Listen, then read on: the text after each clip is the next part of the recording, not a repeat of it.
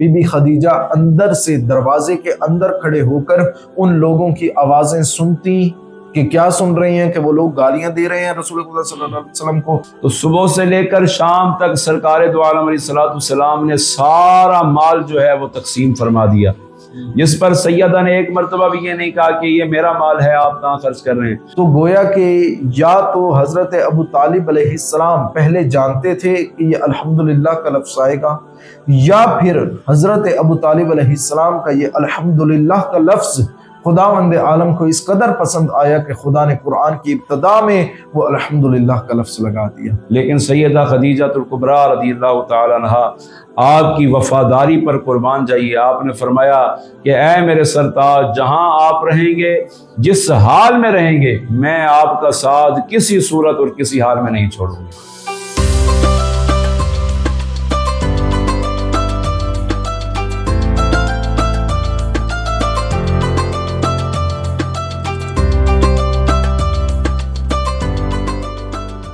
شروع اللہ کے نام سے جو بڑا مہربان، نہایت رحم و کرم کرنے والا ہے، اور اس مالک خالق ذوالجلال کی نعمتوں میں سے ایک نعمت ماہ صیام بھی ہے، اور اس مالک کا کرم ہے کہ ہمیں ماہ صیام دیکھنا نصیب فرمایا۔ ناظرین، آپ دیکھ رہے ہیں سورہ رمضان سیزن 2 اور میں ہوں آپ کا میزبان علی شیر جعفری۔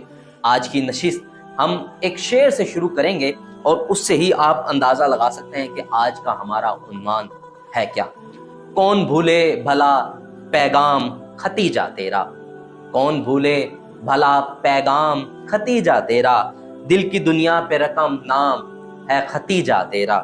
تیری دولت نے دیا دین محمد کو فروغ، تیری دولت نے دیا دین محمد کو فروغ، اب بھی مقروض ہے اسلام ختیجہ تیرا۔ آج کی ہماری نشست کا عنوان ہے بی بی خدیجہ سلام اللہ علیہا، اور میرے ساتھ اسی پر بات کرنے کے لیے فقہ حنفیہ سے موجود ہیں مفتی علامہ تنویر احمد صاحب۔ حضور السلام علیکم، کیسے مزاج ہیں آپ؟ وعلیکم السلام ورحمۃ اللہ۔ جی الحمدللہ، ہر حال میں اللہ کا کرم ہے۔ جی ماشاءاللہ جی ماشاءاللہ۔ اسی پر بات کرنے کے لیے فقہ جعفریہ سے ہمارے ساتھ موجود ہیں علامہ حضرت علامہ قبلہ سید مبشر حسن نقوی صاحب۔ حضور السلام علیکم، وعلیکم السلام ورحمۃ اللہ۔ الحمدللہ قبلہ الحمدللہ الحمدللہ۔ آج کا ہمارا موضوع ہے بی بی خدیجہ سلام اللہ علیہا پر، اور بی بی خدیجہ سلام اللہ علیہا کے متعلق جو ہے مولا علی سے روایت کی جاتی ہے کہ وہ فرماتے ہیں کہ اپنے دور کی بہترین خاتون مریم ہے، اور اسی طرح اپنے ہی دور کی بہترین خاتون جو ہے خدیجہ ہے، اور اسی سے جو ہے آج ہم شروع کریں گے۔ مفتی صاحب، ہمارا موضوع بی بی خدیجہ سلام اللہ علیہا ہے۔ بی بی خدیجہ سلام اللہ علیہا کی ابتدائی زندگی جو تھی وہ کیسی تھی؟ الحمدللہ والصلاۃ والسلام علی رسول اللہ، النبی اولا بالمؤمنین من انفسہم وازواجہ امہاتہم۔ سیدہ طیبہ خدیجۃ الکبریٰ رضی اللہ تعالی عنہ، یہ رحمت کائنات علیہ الصلوۃ والسلام کی پہلی زوجہ محترمہ ہیں، ام المومنین ہیں، مومنوں کی ماں ہیں، اور آپ رضی اللہ تعالی عنہ کا عقد مبارک حضور علیہ الصلوۃ والسلام سے ہوا۔ اس سے قبل بھی آپ شریف النفس، اعلیٰ کردار، اعلیٰ سیرت کی مالک ہیں۔ روایات میں آتا ہے کہ سیدہ خدیجہ رضی اللہ تعالی عنہ آپ اسلام لانے سے پہلے، یعنی کہ ابھی تو حضور سے عقد بھی نہیں ہوا، اسلام کا پیغام بھی نہیں پہنچا، اس سے پہلے بھی آپ نے زندگی میں کبھی جھوٹ نہیں بولا، کبھی آپ نے بے پردگی نہیں کی، یعنی کہ ہمیشہ پردے میں رہا کرتی تھی، اور آپ کی سیرت کردار جو ہے وہ بڑا مشہور تھا کہ یہ بڑی مشہور کردار کی، بڑی اعلیٰ کردار کی یہ خاتون ہیں، تو اس حوالے سے مکہ میں بڑا آپ کا شہرہ تھا۔ جب رحمت کائنات علیہ الصلوۃ والسلام سے آپ کا عقد مبارک ہو گیا، شادی ہو گئی، تو اس کے بعد پھر رحمت کائنات علیہ الصلوۃ والسلام کا ساتھ جس طرح سیدہ کائنات نے دیا ہے اس طرح سے کسی نے بھی نہیں دیا، بلکہ حضور علیہ الصلوۃ والسلام یہ فرمایا کرتے تھے اپنی دیگر ازواج سے کہ جب تم آئی ہو تو اس وقت مجھ پر وہ معاملات نہیں تھے، وہ ظلم و ستم کے معاملات نہیں تھے، اور وہ جو معاملات جو کفار قریش ہمارے ساتھ کرتے تھے ایسا نہیں تھا، تم آسانی کے وقت میں آئی ہو۔ میری خدیجہ وہ ہیں جنہوں نے مشکل کے وقت میں، جب کفار نے ہمارا سوشل بائیکاٹ بھی کیا، کفار نے میرے راہ میں پتھر بھی بچھائے، کانٹے بھی بچھائے، مجھ پر پتھر بھی برسائے،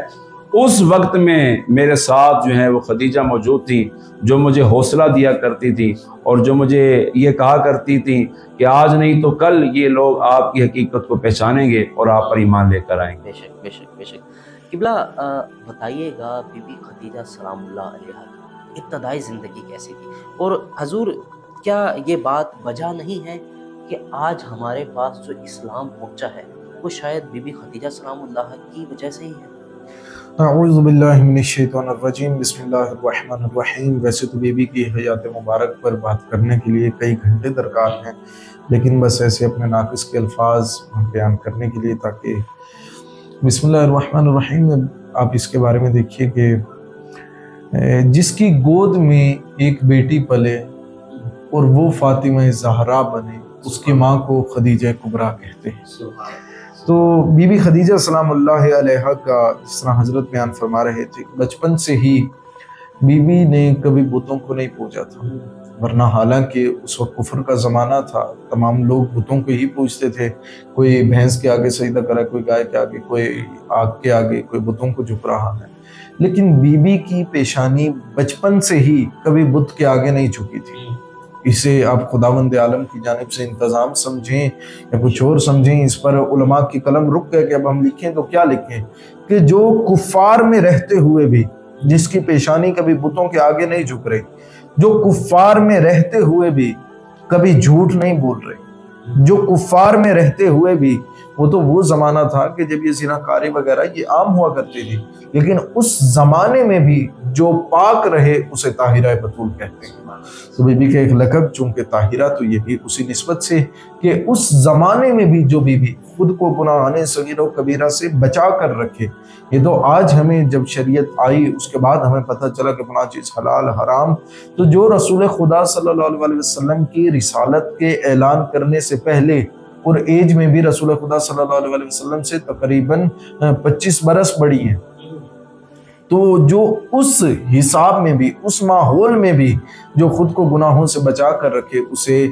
خدیجہ کبریٰ کہتے ہیں۔ تو آپ کا جو دوسرا سوال کہ آج جو اسلام ہے یہ بی بی خدیجہ سلام اللہ علیہا کی بدولت ہی پھیلا ہے، اور یقیناً آپ بجا فرما رہے ہیں، کیونکہ جب رسول خدا صلی اللہ علیہ وسلم گھر سے باہر جاتے تو باہر لوگ انہیں تانے دیا کرتے تھے، لوگ انہیں کہتے تھے تو کوئی نیا دین لے کر آ گیا ہے، تیری اولاد نہیں ہو رہی جس کی وجہ سے تو ابتر ہو کر مرے گا، نعوذ باللہ، یہ رسول خدا سے کہا کرتے تھے۔ تو جب رسول خدا صلی اللہ علیہ وسلم کو وہ لوگ تنگ کرتے، حتیٰ کہ گلیوں میں نہیں چلنے دیتے تھے، ایسے عالم میں جب رسول خدا صلی اللہ علیہ وسلم گھر تشریف لے کر آتے، بی بی خدیجہ اندر سے دروازے کے اندر کھڑے ہو کر ان لوگوں کی آوازیں سنتی کہ کیا سن رہی ہیں، کہ وہ لوگ گالیاں دے رہے ہیں رسول اللہ صلی اللہ علیہ وسلم کو، اور بی بی ان کا نام لے کر کہتی، اے فلاں ابن فلاں، اے فلاں ابن فلاں، تجھے نہیں پتا تو میرا اتنا زیادہ مقروض ہے، تجھے نہیں پتا تو میرا اتنا زیادہ مقروض ہے، تجھے نہیں پتا تو میرے باپ کا اتنا زیادہ مقروض ہے۔ جب بی بی یہ الفاظ کہتی، ان لوگوں کو ندامت سامنے آتی،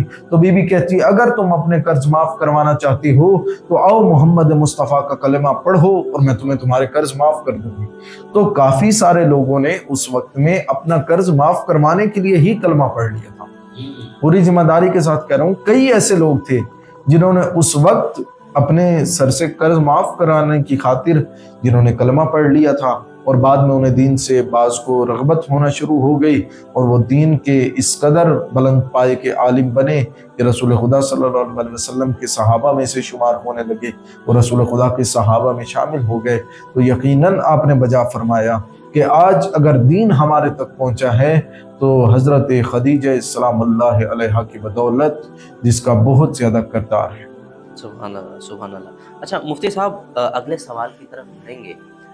ہم نے دیکھا ہے کہ سنا ہے کہ بی بی خدیجہ سلام اللہ علیہا جو ہیں ان کی تجارت کے جو ہے بڑے چرچے تھے۔ یہ بھی سننے میں آیا ہے کہ ان کے پاس اتنی دولت تھی کہ ایک طرف جو ہے اونٹ کو کھڑا کر دیا جائے اور جو دوسری طرف دولت ہو تو وہ جو ہے اونٹ جو ہے چپ جائے گا۔ ان کی تجارت کے اوپر جو ہے کیا؟ سیدہ خدیجۃ الکبریٰ رضی اللہ تعالی عنہا آپ مکے کی مالدار خاتون تھیں اور تجارت کے حوالے سے آپ بڑی مشہور تھیں اور تجارتی قافلے آپ کے سفر کیا کرتے تھے، یہاں تک کہ روایات میں آیا ہے کہ مکے کے تمام جتنے بھی تاجر تھے ان سب کے قافلوں کا سامان ایک طرف اور سیدہ خدیجہ رضی اللہ تعالی عنہا کا جو تجارت کا سامان ہے وہ ایک طرف، یعنی کہ اتنی مالدار خاتون تھی اور بہت سے لوگ آپ سے نکاح کے شادی کے خواہش مند بھی تھے، لیکن سیدہ خدیجہ نے کسی کا پیغام نکاح قبول نہیں کیا۔ اس پر بہت ساری روایات ہیں، تو آپ نے یعنی کہ یہ کہیں سے کسی راہب سے سن رکھا تھا، کیونکہ اس وقت جو تورات و انجیل کے جو عالم تھے ان کو راہب کہا جاتا تھا، تو سن رکھا تھا کہ آپ کی شادی جو ہے وہ اللہ کے آخری نبی جو تشریف لانے والے ہیں آپ کا عقد ان سے ہوگا، تو لہٰذا سیدہ خدیجہ جو ہیں وہ اس انتظار میں تھیں کہ مکے میں کب وہ خوبصورت اور خوبصیرت جو نوجوان ہیں جن کا مجھے بتایا جاتا ہے وہ کب اعلان نبوت کریں گے یا کب وہ یعنی کہ تشریف لائیں گے تو میں ان کے ساتھ نکاح کروں گی۔ آپ انتظار میں رہیں کافی عرصہ تک، جب حضور علیہ الصلوۃ والسلام کے چرچے آپ نے سنے، کیونکہ حضور کے اعلان نبوت سے پہلے سرکار دو عالم علیہ الصلوۃ والسلام مکہ اور اس کے مضافات میں صادق و امین کے نام سے مشہور ہو گئے تھے، لقب سے مشہور ہو چکے تھے، تو سیدہ خدیجہ بھی بڑی متاثر تھیں، تو اسی دوران آپ نے پھر وہ تجارتی قافلہ جو میسرہ غلام تھا اس کی معیت میں بھیجا، پھر وہ آیا، اس نے حضور علیہ الصلوۃ والسلام کی جو تعریفیں بیان کی تو اس سے آپ متاثر ہوئی، تو پھر آپ کی ایک لونڈی تھی جن کا نام تھا حضرت نفیسہ جو بعد میں اسلام بھی لے کر آئیں، تو ان کے ذریعے حضور علیہ الصلوۃ والسلام تک پیغام نکاح بھیجا۔ حضور علیہ السلام نے فرمایا کہ ابھی میں اپنے چچا سے مشورہ کروں گا، جناب ابو طالب سے، تو پھر میں آپ کے ساتھ جو ہے وہ نکاح کروں گا، تو آپ کا پھر اس طرح نکاح ہوا، اور آپ کے نکاح میں جو خطبہ پڑھا ہے وہ جناب ابو طالب نے اور آپ کے چچا حضرت امیر حمزہ رضی اللہ تعالیٰ عنہ انہوں نے خطبہ یعنی کہ آپ کے نکاح کا پڑھا، اور اس طرح یعنی کہ حضور علیہ الصلوۃ والسلام کا عقد جو ہے وہ سیدہ خدیجہ سے ہو گیا۔ قبلہ آپ بتائیے گا کہ بی بی خدیجہ سلام اللہ علیہ کی تجارت کے بارے میں فقہ جعفریہ میں کیا روایات موجود ہیں؟ جی بالکل یہی روایات موجود ہیں جو کہ حضرت نے بیان فرمائی کہ بی بی کی تجارت اس قدر وسیع و عریض تھی کہ پورے جتنے بھی اس وقت تھے تاجر ان سب کی تجارت کا مال ایک جانب اور بی بی کی تجارت کا مال پھر بھی ان سے زیادہ ہوا کرتا تھا، اور کوئی بھی ایسا اس وقت کا تاجر بھی نہیں تھا جو بی بی کا مقروض نہ ہو، یعنی جو خود تاجر تھے وہ بھی مقروض تھے بی بی خدیجہ الکبریٰ سلام اللہ علیہا کے، اور یہی وجہ ہے کہ جب اسلام پھیلنا شروع ہوا، جس طرح میں نے ابھی عرض کیا کہ جب وہ لوگ گالیاں دیتے، جب وہ لوگ رسول خدا صلی اللہ علیہ وسلم پر کوڑا کرکٹ پھینکتے، تو اس وقت بی بی فرماتی تھی کہ اے فلاں ابن فلاں، اور ان کے نام لے لے کر انہیں کہتی کہ تم کیا ایسے نہیں ہو، کیا تم میرے مقروض نہیں ہو، کیا تم میرے بابا کے مقروض نہیں ہو۔ تو اس انداز میں بی بی کی تجارت کا ایک سلسلہ بہت زیادہ تھا، بہت زیادہ بے حد بی بی کی تجارت کا سلسلہ تھا، جو کہ آج کے دور میں تقریباً کسی کا اتنا نہ ہو تجارت جتنا اس وقت بی بی کا ہوا کرتا تھا، اور بی بی کا اس وقت فقط پورے مکہ میں نہیں بلکہ پوری جو اس وقت عالم تھا، پوری کائنات، پوری دنیا میں اس وقت بی بی کی تجارت کا چرچا ہوا کرتا تھا۔ تمام یعنی جتنے بھی اس وقت کے لوگ تھے ان میں مشہور ہوا کرتا تھا، جس طرح ہمارے ہاں مشہور ہوتے ہیں کہ وہ فلاں ملک کا فلاں وزیر اعظم، فلاں ملک کا فلاں وزیر اعظم، تو اسی طرح اس وقت یہ مشہور ہوا کرتا تھا کہ فلاں ملک کی وہ بی بی خدیجہ سلام اللہ علیہا ان کی تجارت اس طرح زیادہ، اس قدر زیادہ، تو یقیناً بی بی کی تجارت بے حد ہے جس کو بیان کرنا۔ قبلہ نکاح کے بارے میں کیا روایات موجود ہیں؟ جی بالکل نکاح کے بارے میں یہی روایات موجود ہیں کہ جب نکاح کے لیے بی بی خدیجہ سلام اللہ علیہا نے رسول خدا صلی اللہ علیہ وسلم کو پیغام بھیجا، تو رسول خدا صلی اللہ علیہ وسلم کے چچا جنہوں نے رسول خدا کو پالا حضرت ابو طالب علیہ السلام، ان کے مشورے سے، ان کی اجازت پر رسول خدا صلی اللہ علیہ وسلم نے نکاح کیا، لیکن عجب بات یہ ہوئی کہ جب نکاح ہوا تو اب نکاح پڑھانے کے لیے کون آئے؟ اب نکاح پڑھانے کے لیے حضرت ابو طالب علیہ السلام کو بلایا گیا۔ نکاح کا خطبہ سب سے پہلے حضرت ابو طالب علیہ السلام نے پڑھایا، اور آج یہ جو نکاح کا پہلا خطبے کا یہ جو پہلا ایک جملہ ہے، الحمدللہ اقرارا بنعمتہ ولا الہ الا اللہ اخلاصا لوحدانیتہ، بس سب سے پہلے یہ والا جملہ حضرت ابو طالب علیہ السلام نے استعمال کیا۔ پوری تاریخ میں سب سے پہلے یہ جملہ حضرت ابو طالب علیہ السلام نے استعمال کیا۔ اب یہ الحمدللہ یہ لفظ ہے قرآن کریم کا۔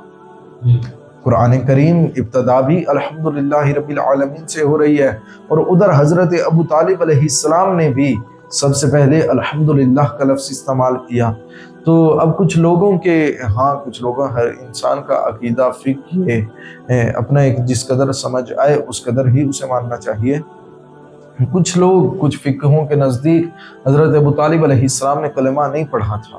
تو اگر کلمہ رسول خدا نے نہیں پڑھا تھا تو کیا کسی کافر نے جا کر نکاح پڑھا تھا رسول خدا کا؟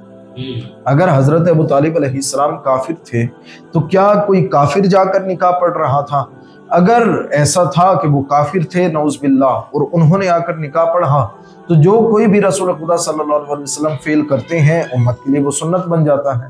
تو اب پھر ہمیں بھی اپنے نکاح پھر کسی کافر کو بلا کر پڑھانے چاہیے؟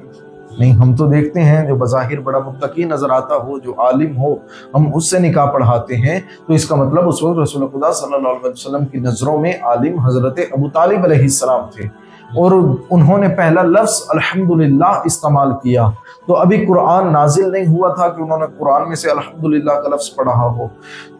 تو گویا کہ یا تو حضرت ابو طالب علیہ السلام پہلے جانتے تھے کہ یہ الحمدللہ کا لفظ آئے گا، یا پھر حضرت ابو طالب علیہ السلام کا یہ الحمدللہ کا لفظ خداوند عالم کو اس قدر پسند آیا کہ خدا نے قرآن کی ابتدا میں وہ الحمدللہ کا لفظ لگا دیا۔ تو یقیناً نکاح حضرت ابو طالب علیہ السلام نے پڑھایا، اور مبارکباد حضرت ابو طالب علیہ السلام نے پیش کی، اور یہ نکاح حضرت ابو طالب علیہ السلام کی اجازت کے ساتھ ہی۔ سبحان اللہ، سبحان اللہ۔ اچھا مفتی صاحب بتائیے گا کہ تبلیغ اسلام میں بی بی خدیجہ سلام اللہ علیہا کا کردار کیا تھا؟ اللہ اکبر کبیرہ۔ سیدہ طیبہ خدیجۃ الکبریٰ رضی اللہ تعالی عنہا، یہ حضور علیہ الصلوۃ والسلام کے ساتھ انہوں نے 25 سالہ زندگی گزاری ہے کم و بیش، جس میں سے 15 سال یہ نبوت سے پہلے اور 10 سال اعلان نبوت کے بعد کے ہیں۔ اور یہ خصوصیت حاصل ہے سیدہ خدیجہ پاک رضی اللہ تعالیٰ عنہا کو کہ جب تک یہ حضور کے نکاح میں رہیں، حضور نے دوسرا نکاح نہیں فرمایا۔ حضور کی تمام اولاد، 4 بیٹیاں اور 2 بیٹے، یہ سیدہ خدیجہ پاک کے بطن سے ہیں۔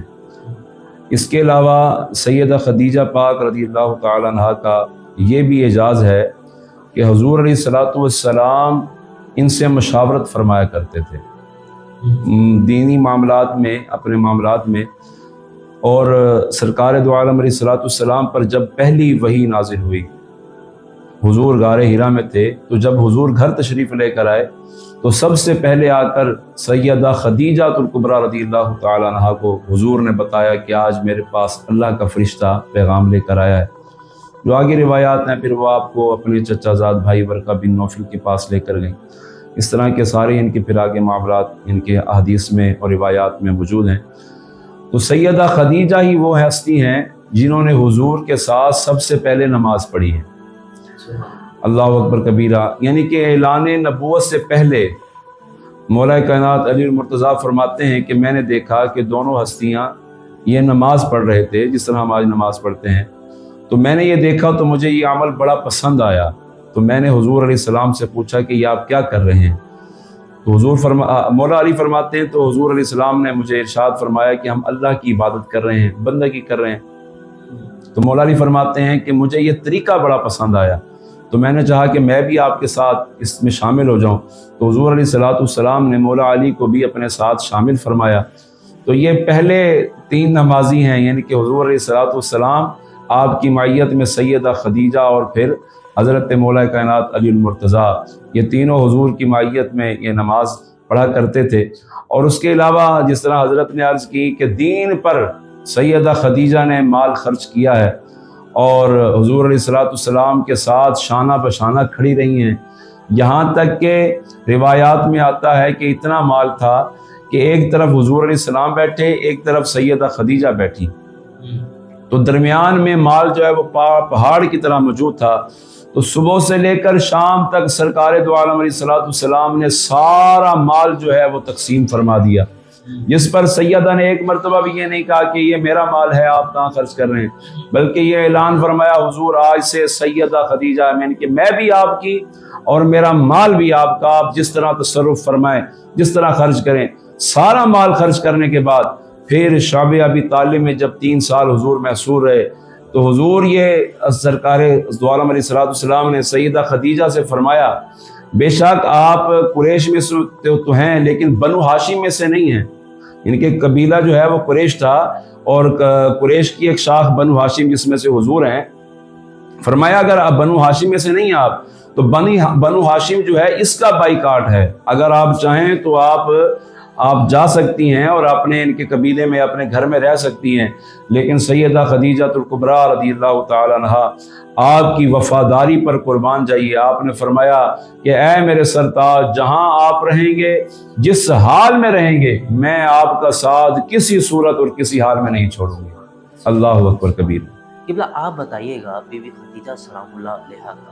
تبلیغ اسلام میں اس میں کیا کردار تھا؟ بسم اللہ الرحمن الرحیم۔ دین کی تبلیغ کا ایک ایسا وقت بھی آیا جس طرح حضرت نے بیان فرمایا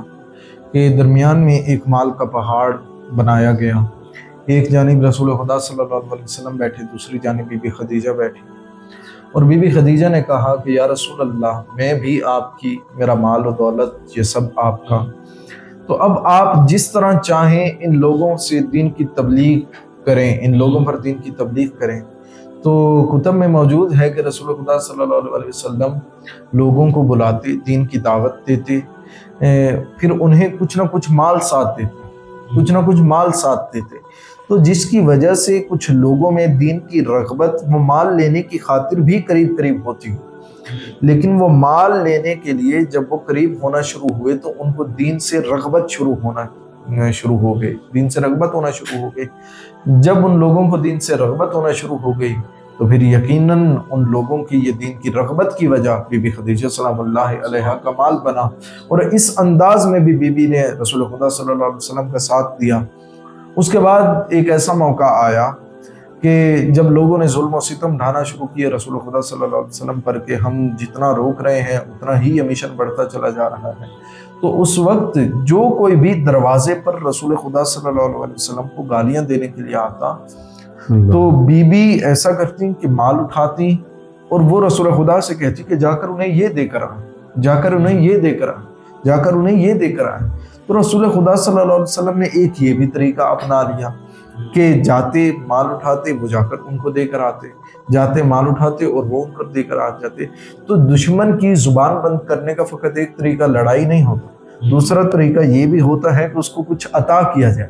جو کہ ہمیں بی بی خدیجہ سلام اللہ علیہا نے سکھایا، جنہوں نے یہ مشورہ دیا رسول خدا صلی اللہ علیہ وسلم کو، اور اس طرح سے جو دشمن تھے اسلام کے، جو دشمن تھے رسول کے، وہ سب زیر ہونا شروع ہو گئے، اور انہوں نے آخرکار دین کی رغبت شروع ہو گئی اور ان لوگوں نے دین کے قریب آنا شروع کر دیا۔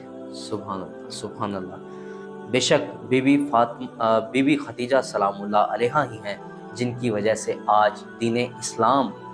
جو بنیاد انہوں نے رکھی تھی دین اسلام کی نبی پاک صلی اللہ علیہ وآلہ وسلم کے ساتھ مل کر، آج جو ہم لوگ مسلمان موجود ہیں انہی کی وجہ سے بے شک اور ہے، اور انہی کی زندگی، ان کی حیات طیبہ بھی جو ہے تمام امت مسلمہ کے لیے مشعل راہ بھی ہے۔ اسی کے ساتھ اپنے میزبان علی شاہ جعفری کو دیجیے اجازت، دیکھتے رہیے سورہ رمضان سیزن 2 صرف WM نیوز۔